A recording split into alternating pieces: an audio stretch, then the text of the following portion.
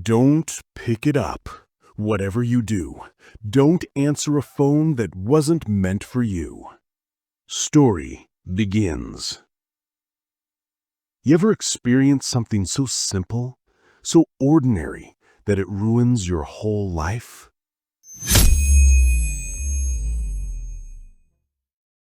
This story starts with a phone. A normal phone. Just not mine. I was driving back home from my night shift, that dead hour between 2 and 3 a.m., where the world feels empty, like everyone else is asleep and you're the last living person awake. The road was silent. Fog clung to the asphalt. No cars ahead. No cars behind. Just me. And the ringing. First, I thought it was my phone, but the sound was coming from the road itself. A single, shrill ring echoing in the darkness. So I slowed down. My headlights slid over something lying on the asphalt. A phone, vibrating and glowing face down. And before I could even think, it stopped vibrating, slid a little, and hit my tire. My stupid brain went, "Oh, someone must have dropped it." So I opened my door. And that was my first mistake. The phone that didn't want to be left behind. It was still warm when I picked it up, like someone had been holding it just seconds before. The screen lit up in my palm. A single notification. Come back. I laughed, thought it was some glitch, maybe part of a message. But then it rang again. Unknown number. No caller ID. Just a black screen with the word answer. I should have left it there, but I didn't. I pressed accept.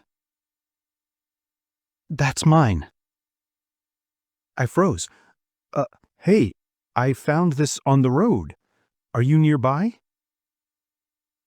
Long silence, like she was breathing right into the speaker. Then, you shouldn't have touched it.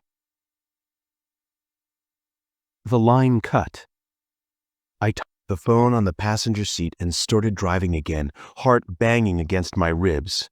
But then, the phone lit up by itself, camera app opening, front camera. And on the screen, I wasn't alone. Something sat behind me in the back seat, a shadow, too tall, too thin. I spun around. Nothing. But on the screen, it leaned forward. The caller who shouldn't exist. I stopped the car on instinct. Fog wrapped around the vehicle, thick and suffocating. The phone rang again. Same unknown number. Same blank screen. But this time, the word was an answer. It was, "Give it back." My voice cracked. "Give what back? I don't even know you." The caller's breath seeped into the speaker like cold wind. "It followed you. It thinks you're me now." I felt ice crawl down my spine. Then she whispered something that made my lungs tighten. "Step out of the car slowly and don't look at the windows." I didn't move. She let out a broken laugh. "You already looked, didn't you?" My eyes moved to the glass. My reflection was wrong. My face was there, but something else was behind it. Something tall. Something smiling. Closer. I jumped out of the car, clutching the phone like it was burning me. The fog swallowed the world. I couldn't see anything beyond a few feet. Then a figure stepped out of the mist. A woman. Hair soaked. Clothes torn. Skin pale like she'd been underwater for days. She didn't blink. Didn't move. Just stared at me with a hollow, empty expression. The phone buzzed. A message. Don't give it to her. The woman took a step closer. Another buzz. That's not me. Another step, her head tilting, her feet dragging. The phone kept vibrating, faster and faster. Run. I did. The woods, I don't know why I ran into the woods. Maybe because the road felt too exposed, too open, like something could reach down from the sky and pluck me away. Branches slapped my face, roots tangled under my feet. The phone screen flickered, showing random flashes of trees, my panicked breaths, and, occasionally, that same tall shadow, always a little closer. I could hear footsteps behind me now, slow, wet, heavy.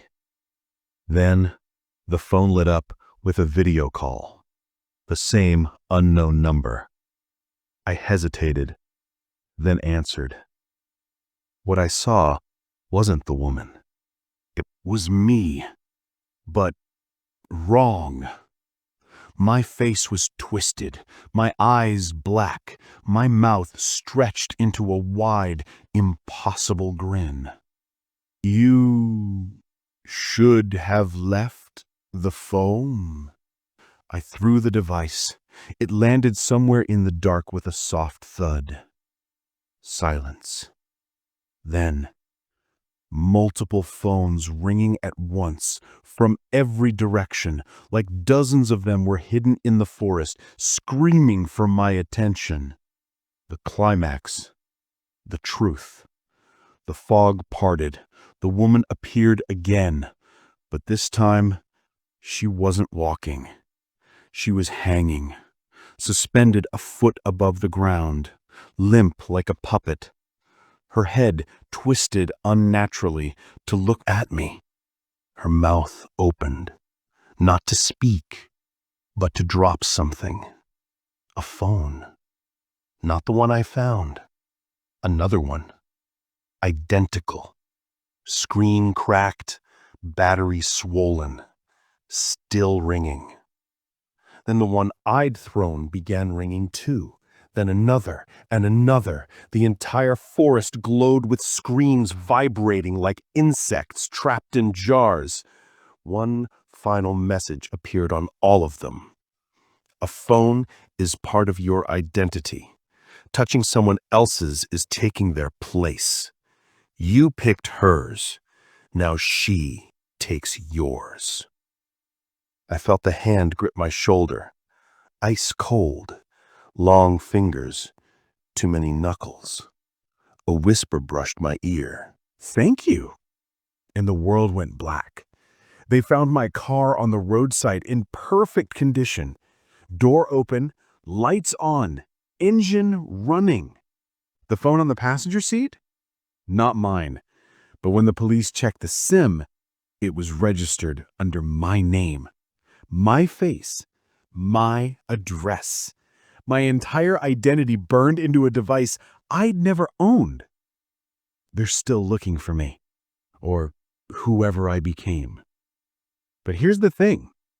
Sometimes, late at night, my real phone rings, and I hear my own voice on the other end whisper, "Give it back." What would you do if a stranger's phone started calling you, using your voice?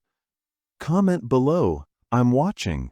Subscribe before your screen goes dark.